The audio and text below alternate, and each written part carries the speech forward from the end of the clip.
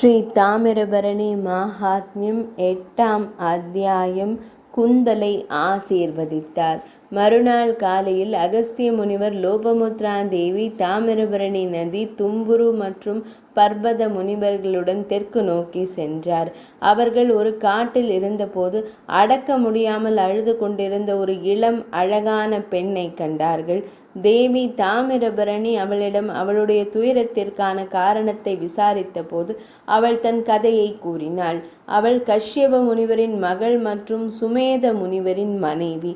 அவள் தனது உன்னத கணவருடன் வாழ்க்கையை அனுபவித்து கொண்டிருந்த போது ஒரு ராட்சசன் சுமேதரை கொன்றான்.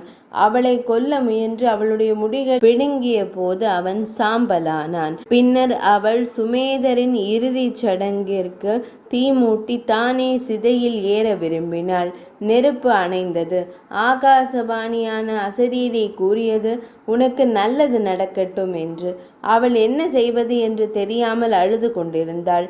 இப்பொழுது அவள் தேவி தாமிரபரணியிடம் அடைக்கலம் புகுந்தாள். தேவி தாமிரபரணி அவளை ஆறுதல் படுத்துவதற்காக அவளை தழுவிய போது சுமேதஸ் அமிர்தாவை விழுங்கியது போல் சிதையிலிருந்து எழுந்தான். அகஸ்திய மாமுனிவரும் லோபமுத்ரா தேவியும் ஆச்சரியத்தால் வியந்து தேவி தாமிரபரணியை புகழ்ந்தனர். சுமேதங்களும் அவளை வணங்கினர். குந்தலத்தின் கண்ணீர் ரோதினி என்ற நதியின் வடிவத்தில் பாய்ந்தது. இன்றும் கூட அழுகுன்னி என்று அழைக்கப்படும் இந்த நதி உள்ளது. 8ஆம் அத்தியாயம் நிறைவடைந்தது.